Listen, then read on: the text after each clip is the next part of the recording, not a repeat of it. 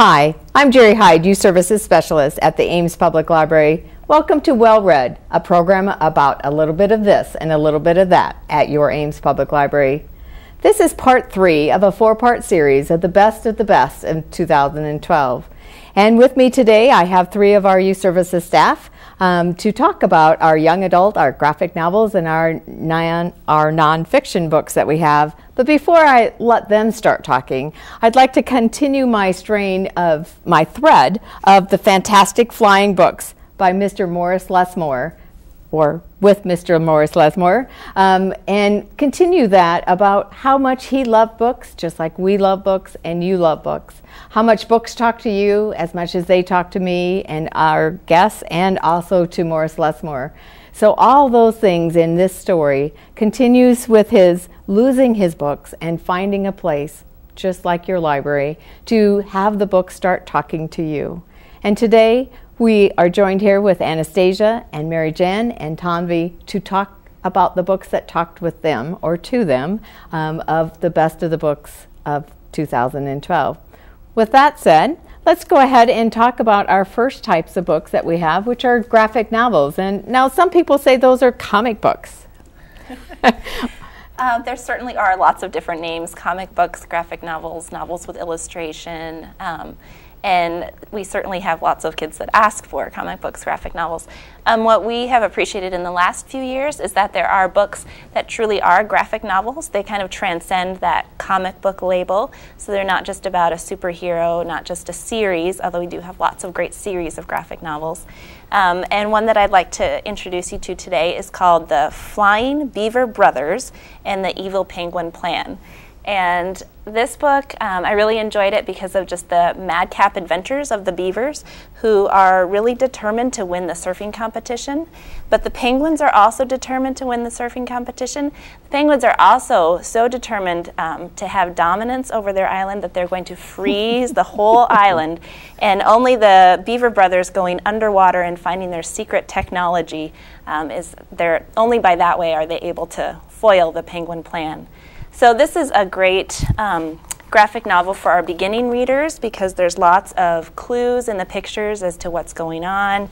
The story goes very rapidly, and there's a lot of humor in it and adventure. So I definitely recommend it to beginning readers who like adventure books or animal books. Yeah, and what better characters than penguins and beavers to have have that plan foiled, or to take care of that. So yep, good for our juvenile fiction right, and it's a graphic juvenile novels readers. Yeah.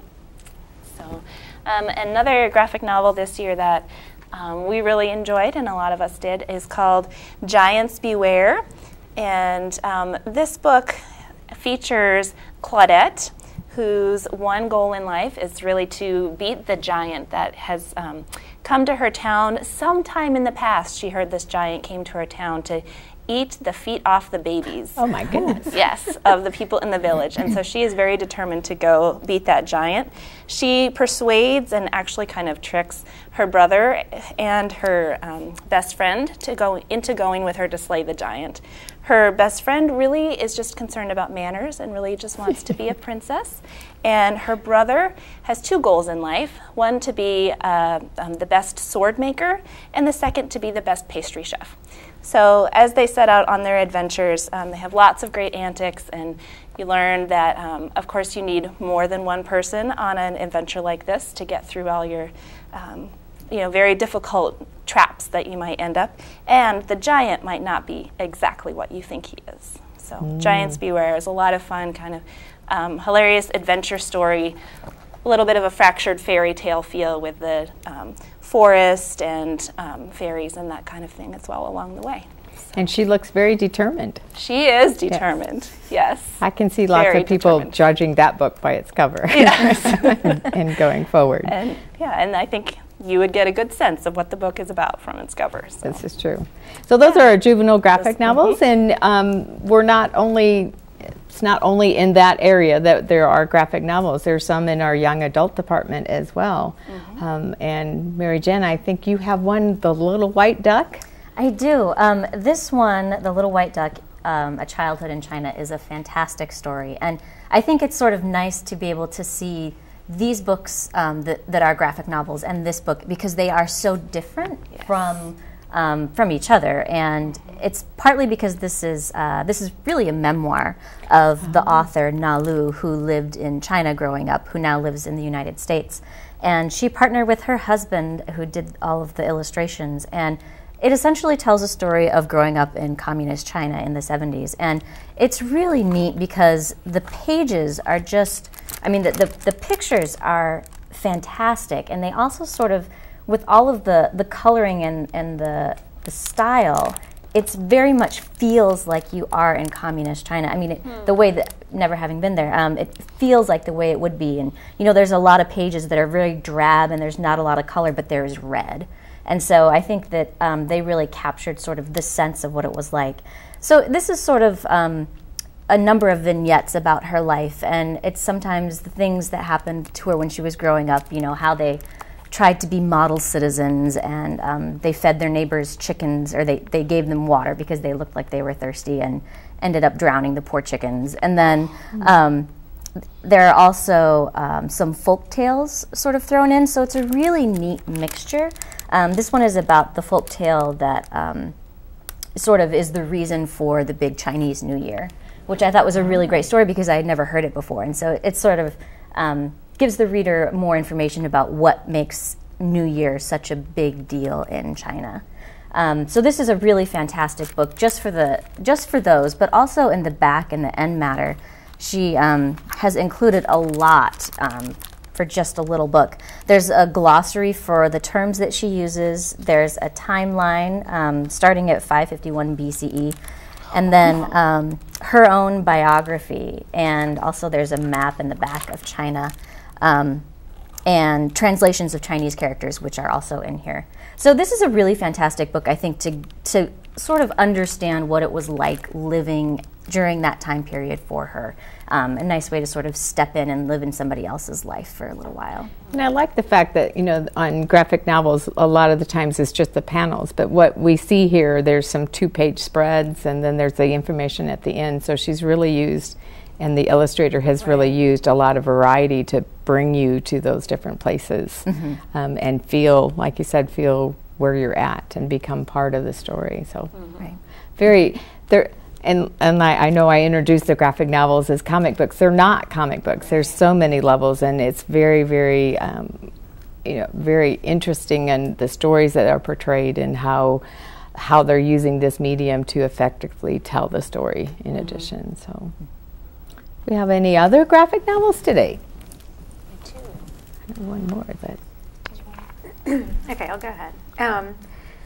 This is another memoir type story, another war story. It's called A Game for Swallows by Zaina Aberashad. And this one's actually very different than the ones that we have seen so far because it's all black and white. There is no color. The pictures are very linear. They're very stark.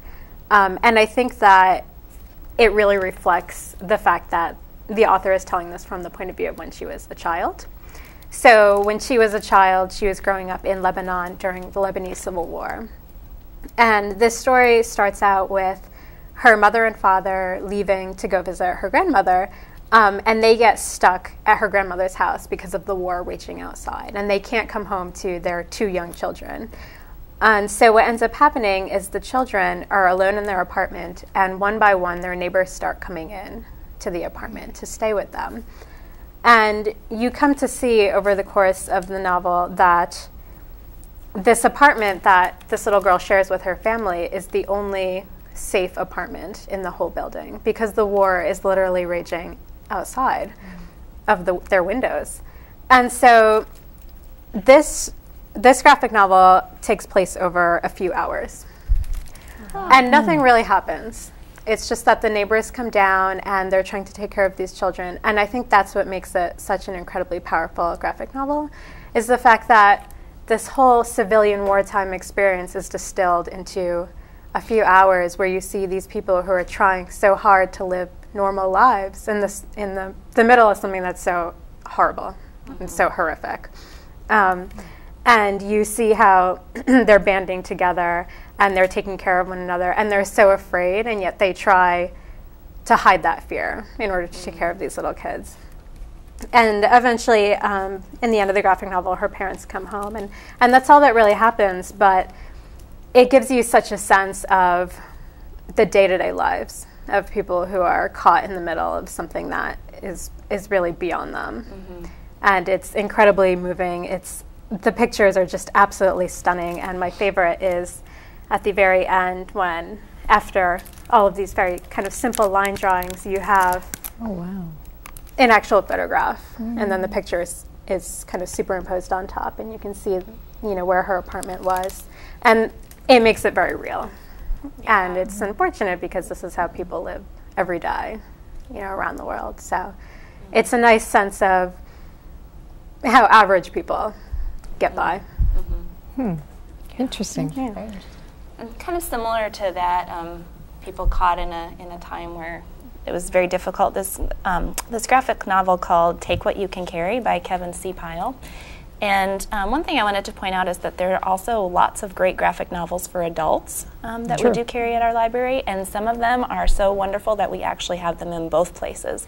And I believe this is one of those where we have it cataloged in the adult and also in the young adult, because it's important enough and interesting enough to reach a wide range of readership. So this book follows two stories, as you can see from the cover. There's two teenage boys, and the first one is a teenage boy of Japanese descent that during World War II he and his family are forced to relocate to an internment camp. And so you get a sense of what everyday life was like in the internment camp for them, how they set things up and what they did for food.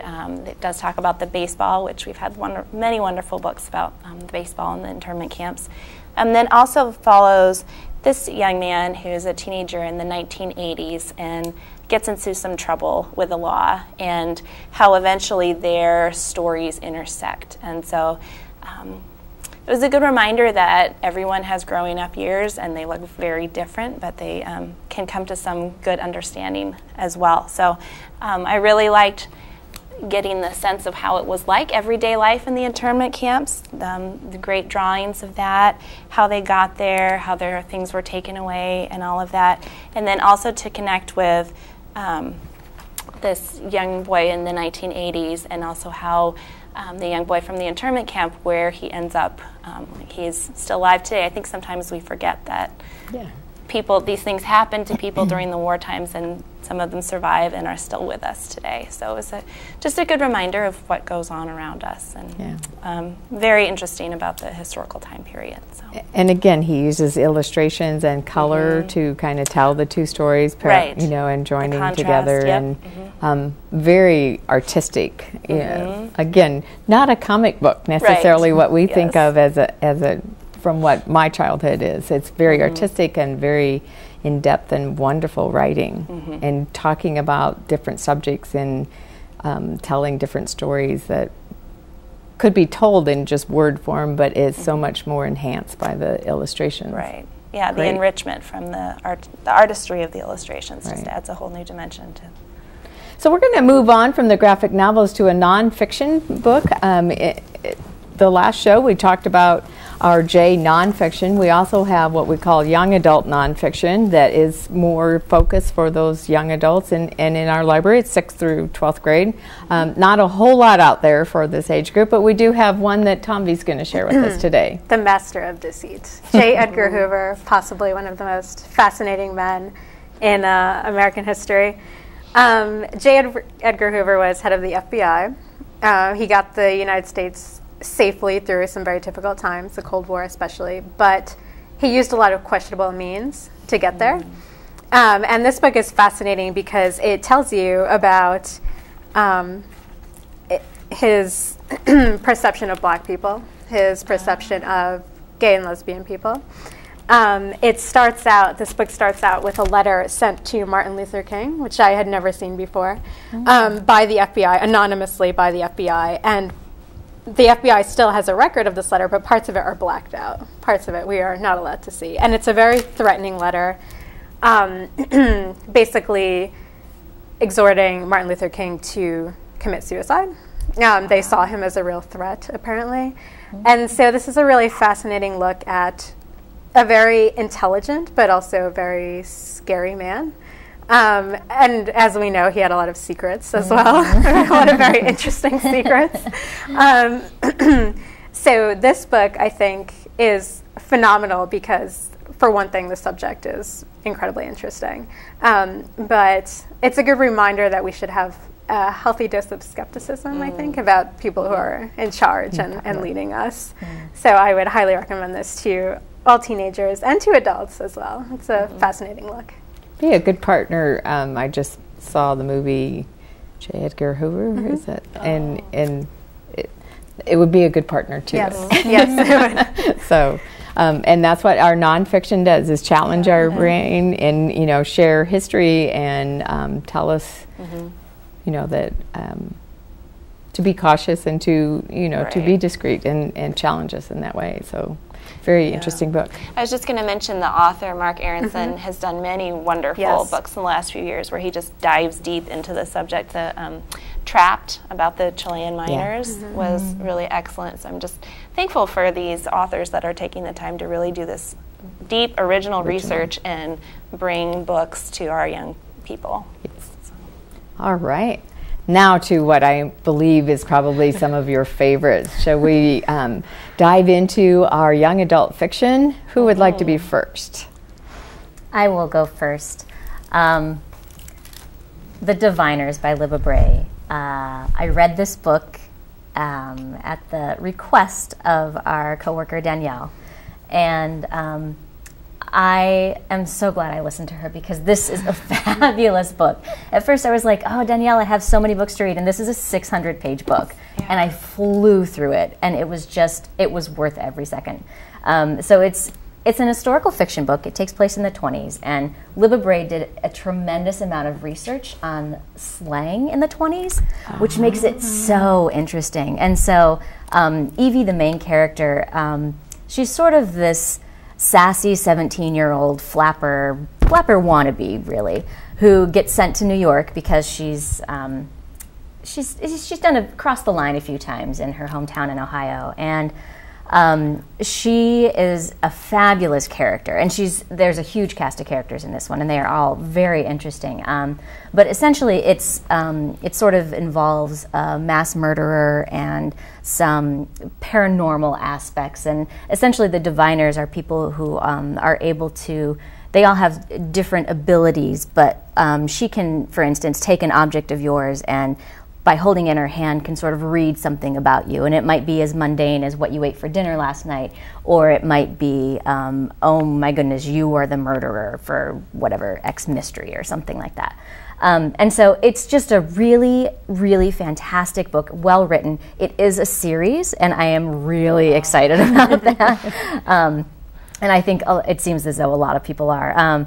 But it's a really great, it's a historical novel for those who like that sort of thing. I think you will love it. Even if you don't like historical novels necessarily, I think that the paranormal aspect will really draw you in and sort of propel you along. So it's highly recommended. The Diviners, wow. All right.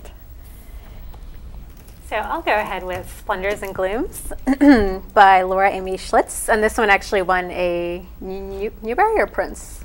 Prince Honor. Prince Honor. I think it won a Newbery Honor. I think it may have. I think it was a Newbery. Okay.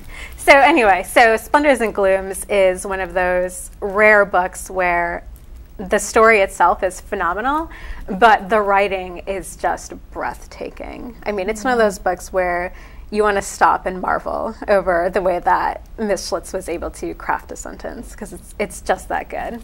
And it is the story about two orphans who work as apprentices for a puppeteer.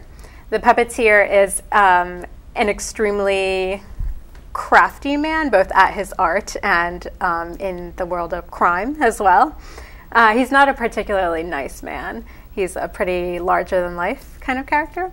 And so what ends up happening is these puppeteers go to perform at a party for a 12-year-old girl, and she ends up being subsequently kidnapped.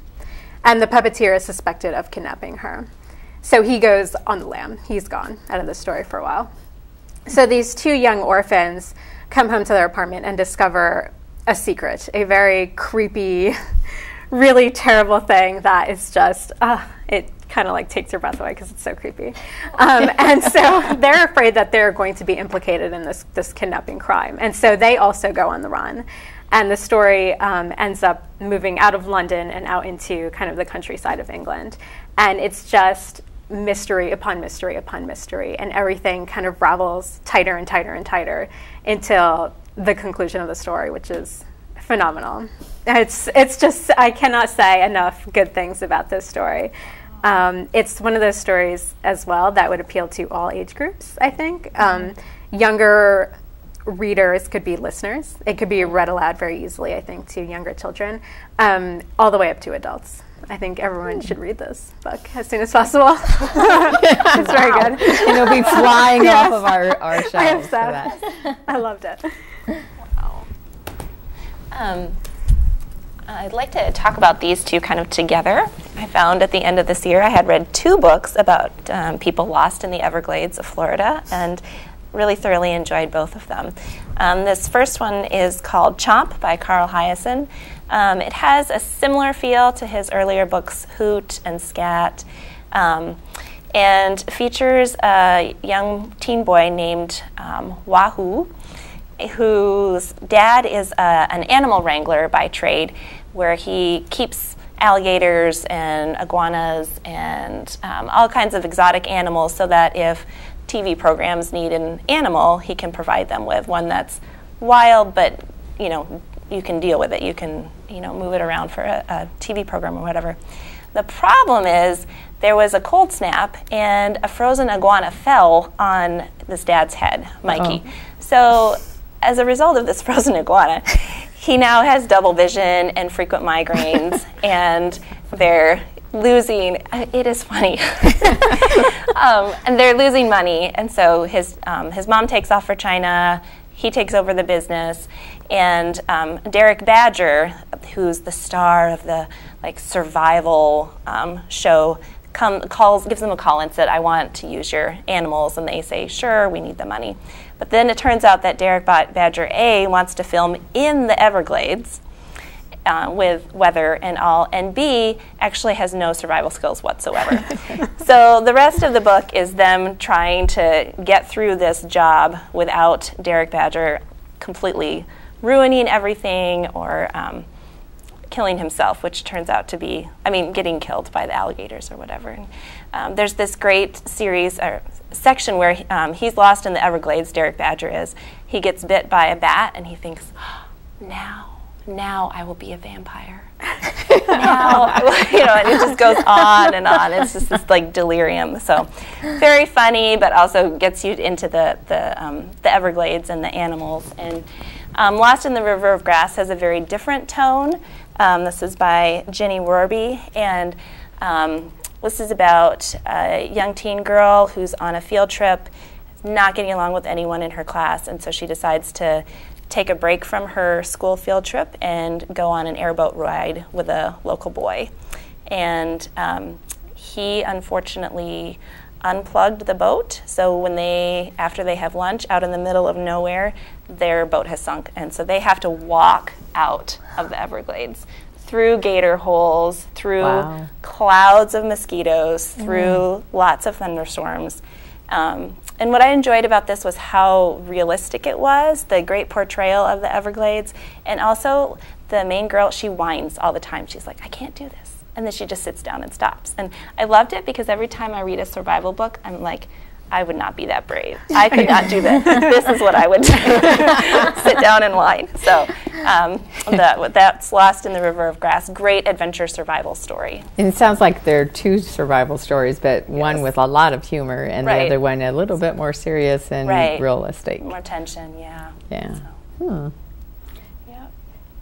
So what do you think, Mary Jen? You've got another one on your pile. Collection of stories? I do, yes. And I'll just speak briefly about this one. But it's a really interesting one, and it's not a common format. So these 3 authors, Maggie Stiefvater, Tessa Grattan, and Brenna Jovanoff, have all, they actually created a website, and they decided that they're going to help each other with their writing. And so they started posting these short stories online, and they said, let's make a deadline, we're all going to submit something once a week, and then, we'll comment on each other's or whatever. And so this is sort of the website put into book form, and it's really interesting because it has all of their short stories, and in these wonderful thick margins here, they have all commented on their own stories as well as each other's. And so it's a really neat, interesting sort of insight into writing short stories. And I would highly recommend this to people who want to write, who are big into creative writing, because it talks a lot about their theories and why they do this. And if I don't know how to end it, there's always going to be fire or something like that. So, and somebody says, I stole this from this other author whom I adore. And so it's just a really interesting sort of look into what goes into writing a short story. And a neat little thing in front is you hear the story about how it happens and how the book came to be. And at the bottom it has about the authors, about the website, and then it has a guide to their handwriting. So you actually know who's, and they actually are quite distinct, so you can really tell who is writing about whose. So it's a really interesting book, and they're generally all with paranormal twists in them. And so is the blog still live? I mean, yes. We could go out and read the blog, what they're writing at I this believe time it as is, well. yeah. Mm-hmm. So that's very neat, a very unique way, and I bet we will see more of that type of writing being published and coming forward. We've got a book here, Liar and Spy. Would you like to share with that? Yeah, I picked this book up, Liar and Spy by Rebecca Stead, because of her previous book, When You Reach Me, which won the Newbery Medal a few years ago, which I loved. And this book was also very good. Similar in that it takes place in the context of an apartment building in a large city, I think New York, but different in that it's today. And the children face everyday difficulties, trying to figure out who they are and what does it mean that my family looks a lot different from your family. And there's also a significant theme of bullying in this book. The main character experiences quite a bit of difficulty at school. His friend in the apartment building is homeschooled and tends to give him advice like, well, can't you just decide that your table is the cool table? Your lunch table is the cool table? And he's like, no, it really doesn't work like that. If only it could. If only it could. But there's a good resolution to that towards the end. And what I really like about Rebecca Stead is the amount of specific details that she includes, like that work through. So in their science class, they're doing a unit on senses, and the end of it is they're going to taste this paper, and only a certain percentage of people can taste this certain type of taste on paper. It's kind of a small thing, but it works its way through the whole plot, and I really appreciate those concrete details and the fun characters that she includes. So great, just realistic fiction for middle graders. Great. And I think we're going to conclude our program with a book that we have all four read, and we're having quite a bit of a discussion before we started filming it. So let's go ahead and Tommy, and we'll let you start that conversation. So this is The Fault in Our Stars by John Green, and it's a very happy story about cancer. So the basic plot is two teenagers who both have cancer. There is Hazel Grace and Augustus, who meet at a counseling group. And Hazel Grace is currently taking an experimental drug that kind of has her cancer under control, but she recognizes and is very upfront about the fact that she is going to die. And so she meets Augustus, who also has cancer, but his seems to be kind of under control. He hasn't had any recurrences, although he has had a leg amputated. And Hazel and Augustus have very different approaches to their illness and to life in general. Hazel is very isolated. She closes herself off because she feels that there's no point allowing people to love her when she's just going to leave them soon. And Augustus is, he's sort of more full of life than she is. He kind of has a slightly more positive outlook, even though he recognizes, you know, his future is questionable as well. And this is one of those, I think, kind of love it or hate it books. I know that a lot of people have given it stupendous reviews, but a lot of people have kind of disliked it as well. And I initially loved this book. I mean, I absolutely adored it. I thought for sure it was the Prince winner. I couldn't stop singing its praises. And then I took another look over it recently, and I enjoyed it, but I don't know that I loved it quite as much. I had some qualms, I guess, just a few. I think it's one of those books that people bring their own experience to because the topic is so sensitive and it's so powerful. It's such a powerful thing to think about, death at such a young age.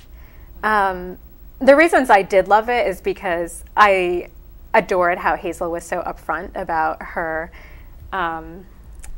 mortality, I guess, and she didn't want false comforts from people. She didn't want false hope. She didn't want people to say, you know, oh, you're so strong, you'll pull through and everything's going to work out, because sometimes it's not going to, and you know it.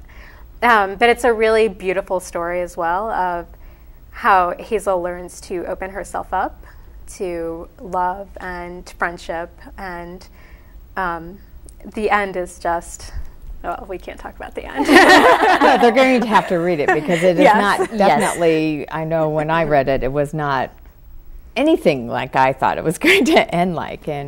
But true, just like, you know, that the honesty and I think many of us can bring to that book with our own experiences of either with people that have, you know, illnesses or have had cancer and their experiences and, you know, being on the outside of how that goes. I appreciated her relationship with her parents too, and I suppose possibly because I am a parent, you know, and older person, that I could, and her way of wanting to break away too, but yet as a parent you don't want that to happen. And so looking from the, you know, the older person looking in, I appreciated how he kind of talked to us in that way and dealt with that topic or that subject. Well, and I think one of my favorite things about John Green is how he deals with large ideas within the context of a certain character and setting, and this was no exception. And he had some quotes in there from different poets and the Bible, I think, and I had the same experience like what you said with Laura Amy Schlitz, that like some of those sentences in that book are just like perfectly crafted and make you think, oh, you know, and if you think about why is it this way, and is, you know, why is the big question. So that's what I appreciated about it. And I think he does such a great job in making you have that sort of immediate connection with the characters. Whereas, you know, some books you can read and at the end you're not really invested in the characters. But I think like instantaneously you were just, I certainly was really drawn to them. And they're both sort of unique in their own ways, but I thought that they were both so captivating. And I just sort of wanted to be with them in real life, to just sort of sit with them for a while. And you're right, Tommy. I think that I really loved Hazel's bluntness and the fact that she was just so open about it, and you know, not sugarcoating anything. And like when people said, you know, you're so brave, you're so wonderful, and you're such a strong person, and she's like, well, no, I'm not. You know, I was given something that I don't want, and I have to deal with it. It doesn't make me a strong person. It makes me somebody who's dealing with what I have. And I thought that just seeing things from their perspective was so interesting. And yeah, it was, agreed, a really, really well-written book. I love that you can really relate to Hazel and you can love Hazel, even though she is such a bitter character. I think that speaks a lot about John Green's ability to create such a realistic character that even though she can be such a downer, you recognize that she has the right to be. Absolutely. You know? And I think in some books or by some authors that could come across as just annoying, but it never does in his book at all. Any last thoughts on the Fault in Our Stars by John Green? I think we would have all awarded it a Prince. Yes. For whatever it's worth, John Green. Well, and that's a really nice transition into concluding this show and going to our part 4 of talking about the award winners and knowing that, you know, award winners are there. You know, this group of committee members get together, you know, and talk about the books that they have read, and then all of a sudden choose, you know, this is the winner and this one is an honor and this one didn't get this because of whatever reason. So those conversations are being had across the country, especially at this time of year, at the end of the year, you know, going into a new publishing year. And so let's go ahead and go back to my story of the fantastic flying books by of Mr. Morris Lesmore, and you know, he talks about how books talk to you and transform you, and how people love books, and that's all why we're here having this conversation, and that's why we have a public library, so everyone can have access to those books that you can try and see if they speak to you. So until next time, and when we're talking about the award-winning books, read some more and enjoy those books and let them speak to you. Thank you very much for joining us.